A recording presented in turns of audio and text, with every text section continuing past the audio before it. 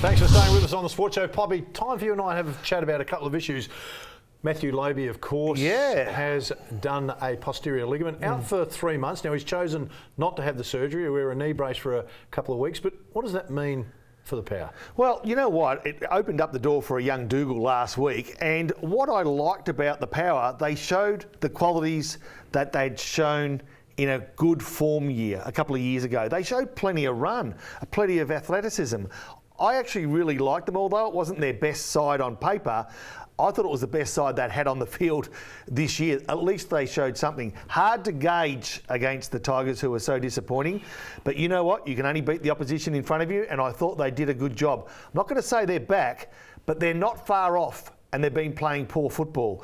If they can somehow find a bit more mojo, stranger things have happened. I can't think of them just off the top of my head, but stranger things have happened. All right, does Doogie Howard, you talked about him, played really well, got an opportunity, did well. Does he stay in, or do they try and bring Dixon and Westhoff now and rotate them through? Which way, if you were Hinkley, what are you thinking? You know, we caught up with young Gotchi earlier, and he talked about the importance to blood some young kids. I reckon he's one they need to blood, because they need that variation in the side. I think he's not heavy enough to take the body all day long, and you don't want to be messing too much with Dixon and Westhoff in the ruck, because they're not natural ruckmen. They're nice little stopgaps, but long term I don't think they're the answer. I don't think. All right, the Crows, Rory Laird, of course, 3 weeks with a fractured toe, but they seem to have enough behind them to replace that. Not a big loss for them. Now, a lot of talk about their forward line at the moment.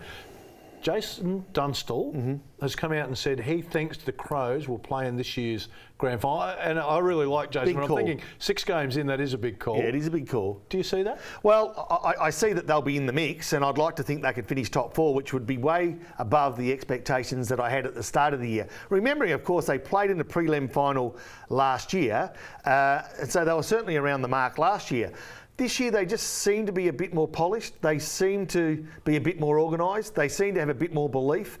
You know, Pikey's done a tremendous job, but she's a long journey. She's a marathon. And yes, they're around the mark at the 5 to 8K mark. Let's not get ahead of ourselves. All right, Adelaide United, of course, 3-1 winners last week. We have to talk about them, even though it's a weekend to go. Yeah. How long do the celebrations go for? I mean, if you were involved with the club, how long would you like to see it go for? To me, if I was involved, my celebrations would go somewhere between 20 and 30 years. Yeah, exactly. Well, you know that's true, isn't it? Yes, that is true. But you know what? Enjoy it. What I love about sport was shown in Adelaide United's year this year. 8 games in, not a win on the board, not a chance really to make the finals. Coaches being questioned, players being questioned, administration being questioned. But in tight, the things you don't see, there must have been a belief, because if there's not, you can't create what was created. They were brilliant. It was a fairy tale finish, and later on our Facebook page, I'll have a little bit of an exclusive for you regarding Adelaide United, but they were brilliant, and credit where it's due. They gave the estate something that was enormous at Adelaide Oval on the weekend. Does the AFL need to worry? 50,000 people went through the gate. It was a bigger crowd than previous game. I mean, although it was a grand final. Yeah.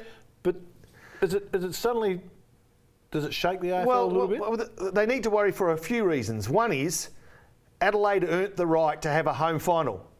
So the state gets behind a home final. If Adelaide gets the right to play in a grand final as top of the... They have to play in Melbourne.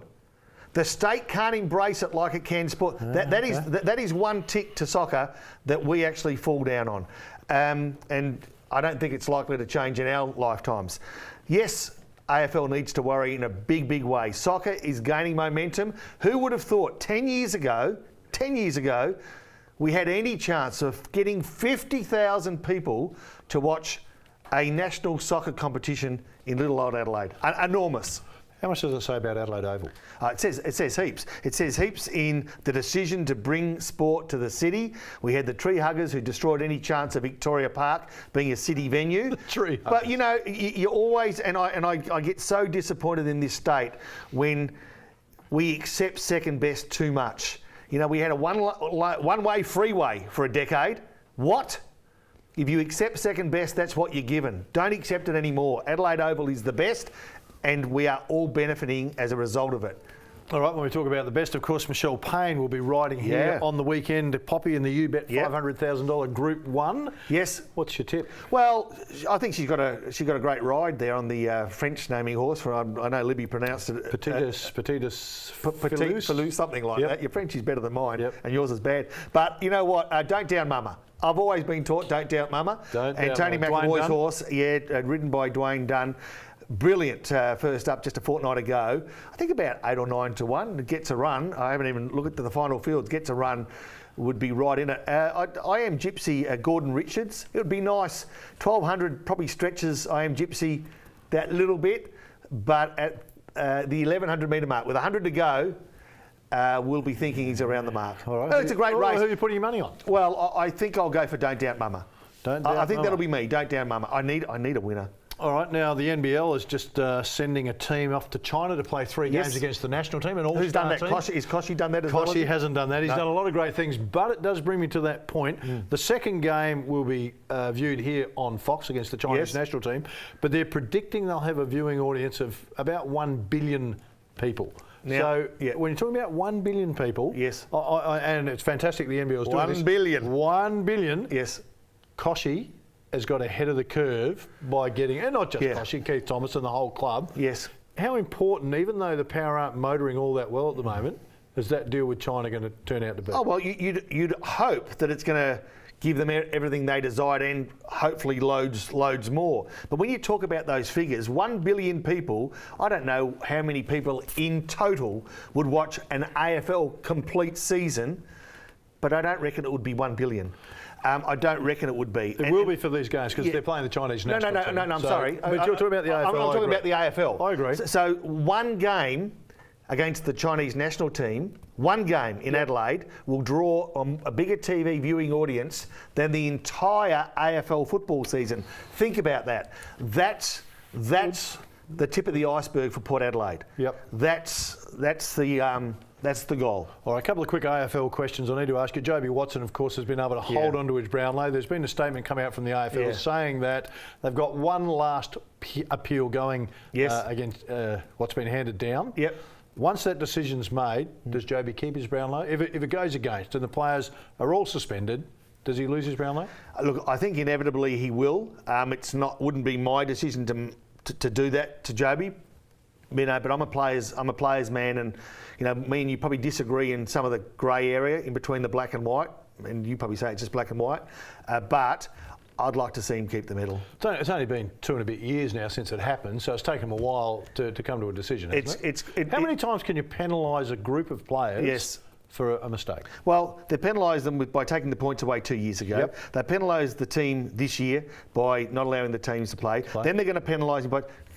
I agree. I take your point. How many times? Yeah, I'm just wondering that. It just sort of seems like... Now, I want to ask you about the top 8 in the AFL. Right now, the way it stands... And Give it to me. Okay. North Melbourne sitting on top. Yep. Geelong in second. Sydney, Western Bulldogs, Greater Western Sydney, West Coast, Adelaide and Hawthorn are the top 8. Not one of those 8 sides will be out of the 8 at 3 months' time as we go to the finals. All right, so Melbourne sit at 9th. Nah. Gold Coast, Port Adelaide, St Kilda, Collingwood, and then it falls away. I'd like to say Port Adelaide could be a chance, or maybe even St Kilda, but I don't think so. If we go at 3 and 3, Melbourne, Gold Coast, and Port Adelaide, 3 wins, 3 losses. Can they bump any one of those out? I just can't see it. Well, that's a problem. You have to have a really good look at their draw. I agree with you. It's hard to see those 3 sides. Let's put our hand up and say we'd like to see Port Adelaide get in there, but who are they going to kick out? That's the problem. I can't pick one. Oh, just a quick one. Greater Western Sydney, been a lot of talk about them. How have they been able to progress to the level they're at right now, and Gold Coast are further behind when they had the head start? $64 question. Bad management at the start? It has to be. Someone has to take responsibility. But even to this day, Edie rips his hair out and wonders what's being delivered. So much was put on the shoulders of Gary Ablett. Unfairly. And I think maybe the focus around him on development, maybe the eye was taken off the ball. But if you asked me to name 5 players outside of Ablett, I'd struggle. Mind you, I'd struggle with GWS too, but I think there are going to be some household names in GWS side before the end of this year. All right, quickly because we need to go. The Thunderbirds 5-0. They lost a game they should have won on the weekend. Netball, yes. Okay, now stay with me.